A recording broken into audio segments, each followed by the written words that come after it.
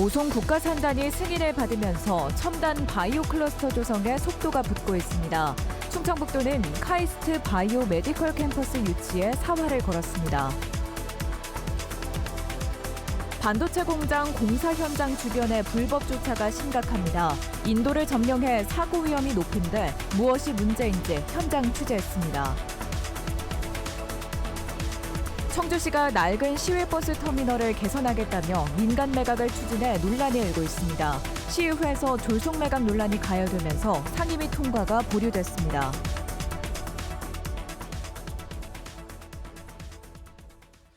네, 시청자 여러분 안녕하십니까? 계속해서 MBC 뉴스투데이 충북입니다.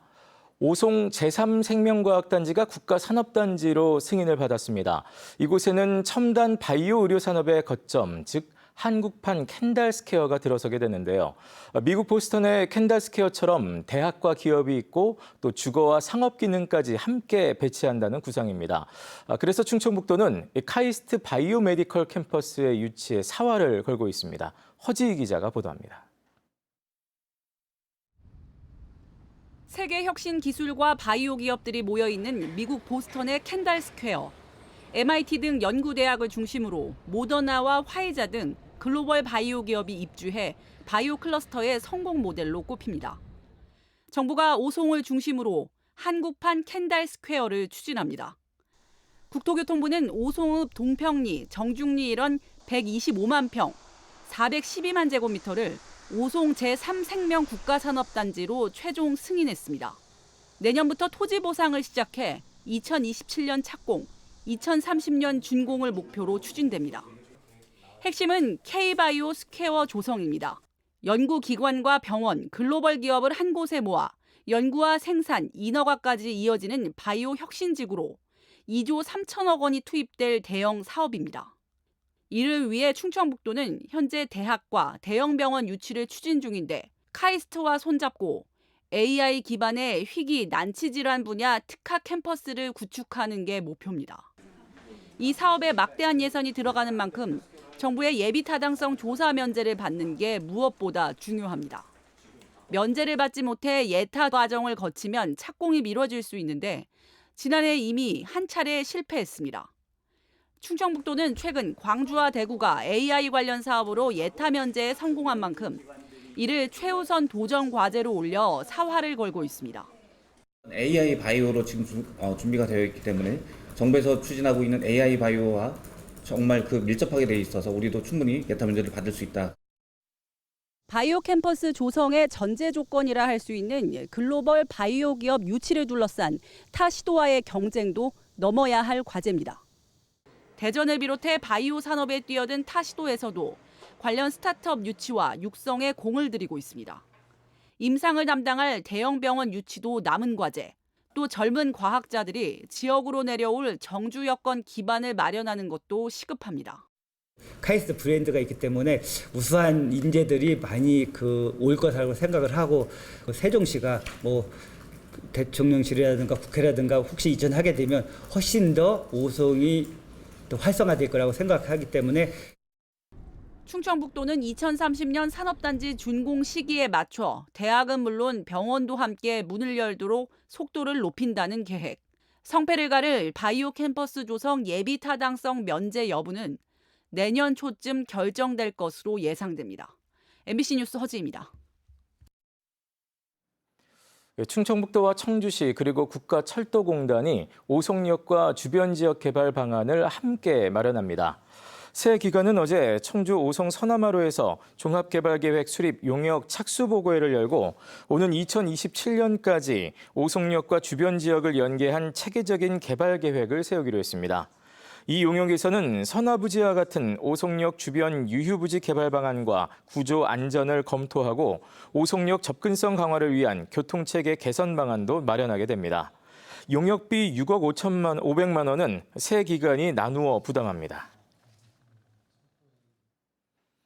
충북 테크노파크 원장의 박순기 전 산업통상자원부 단장이 임명됐습니다.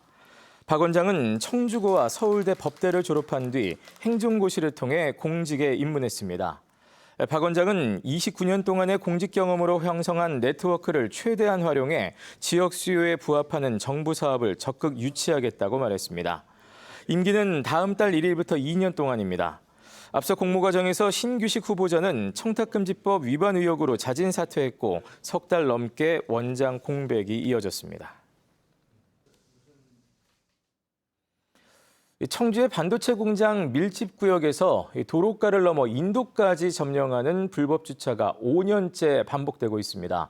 심지어 3년 전에는 사망 사고도 발생했고 또 지자체도 매일같이 단속하고 있지만 나아질 기미가 보이지 않고 있는데요. 정작 인근에 차를 댈 수 있는 주차장은 비어 있다고 합니다. 김주혜 기자가 전해드립니다. 왕복 8차로 도로 주변으로 갓길과 인도할 것 없이 불법 주차된 차량들이 끝없이 늘어서 있습니다. 인도 위를 빽빽하게 자동차가 점령하면서 자전거 겸용도로만 남았습니다.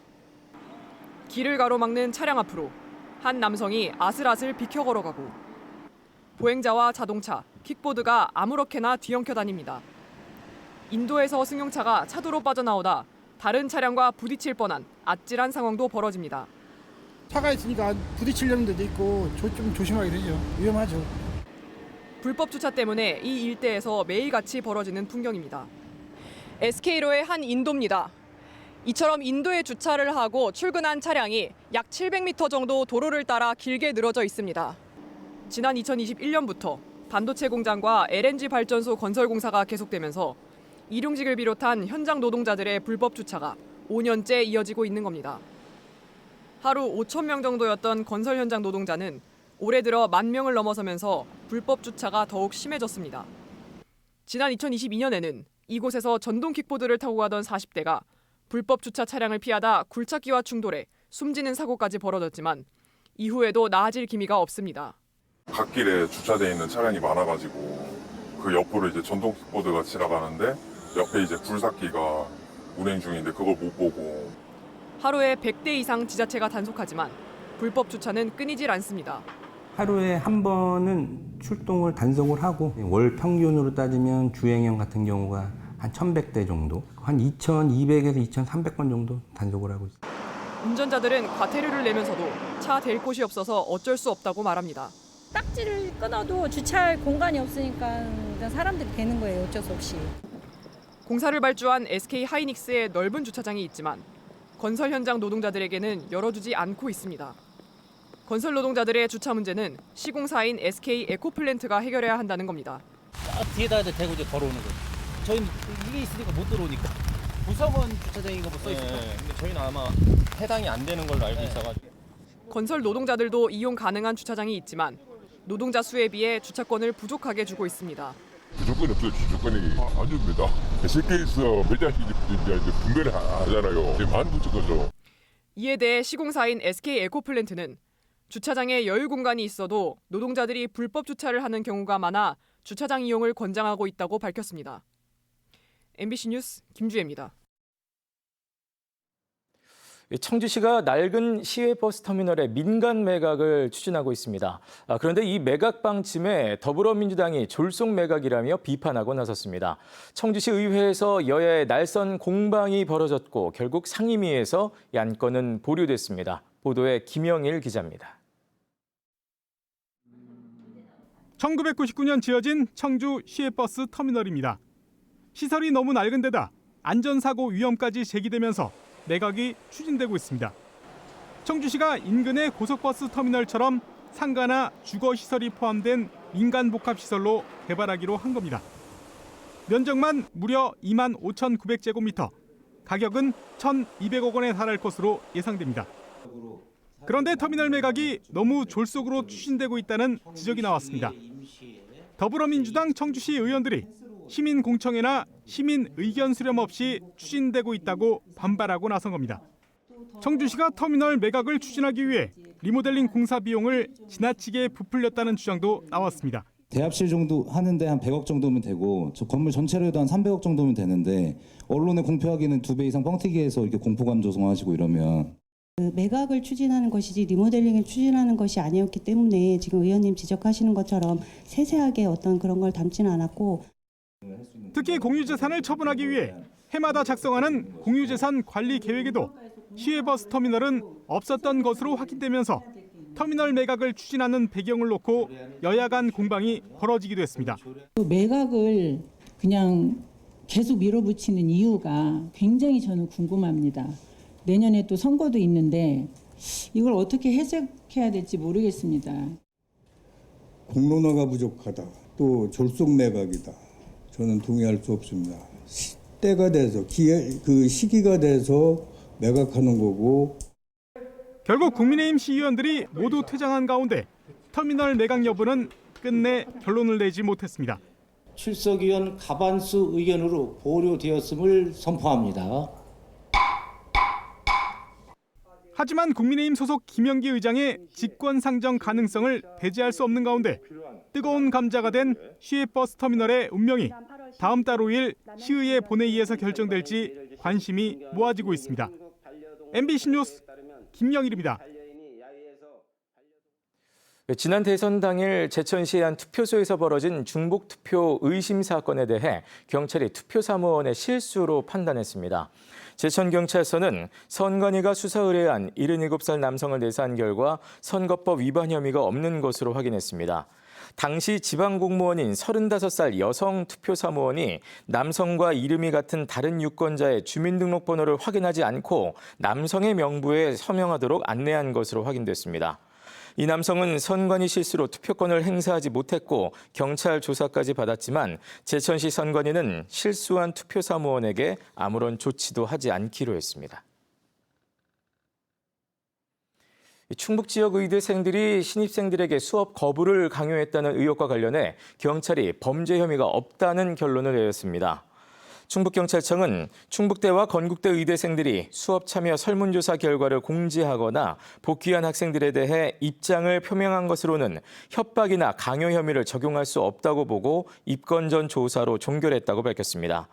앞서 지난 3월 교육부는 두 대학 의대생들이 신입생들에게 단체 행동을 강요했다고 보고 경찰에 수사를 의뢰했습니다. 도내 대표적인 농촌 지역 고등학교인 괴산고등학교가 지원자가 늘어 학생들을 다 받지 못하는 행복한 고민에 빠져 있습니다. 결국 충북교육청은 정원을 늘리기로 했는데요.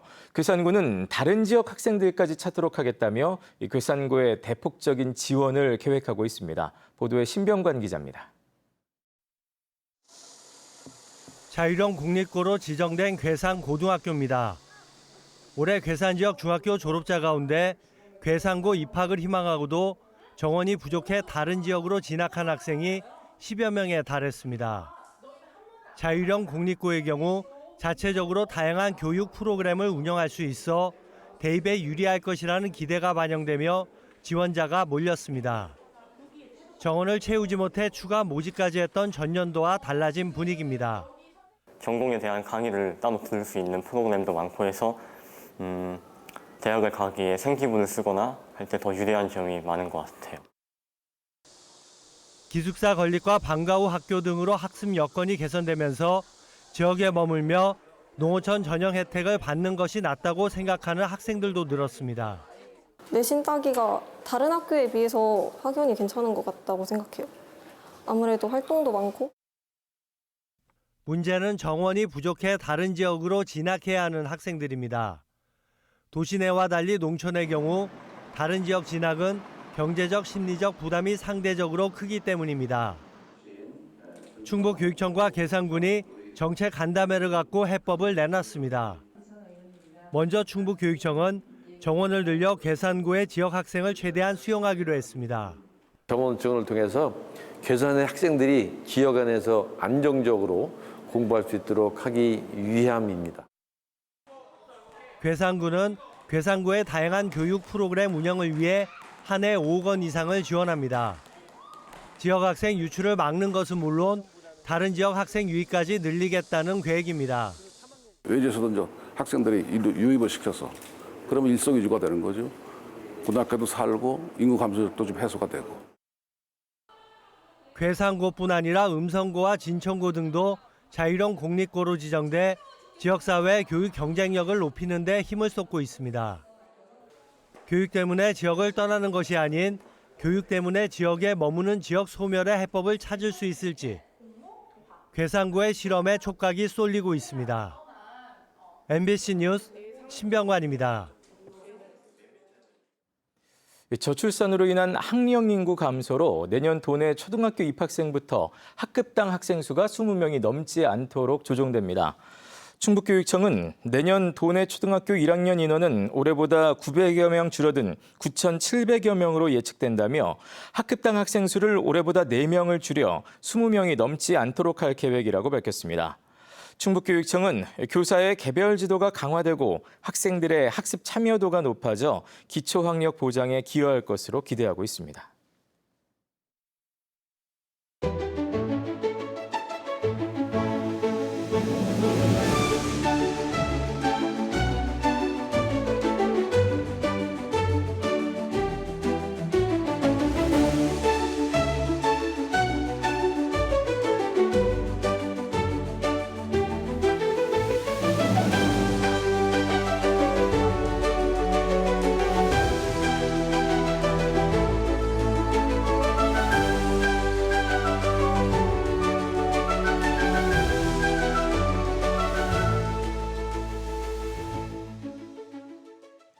유치장에서 난동을 부린 피의자를 경찰이 폭행했다는 의혹이 제기돼 충북경찰청이 조사에 나섰습니다.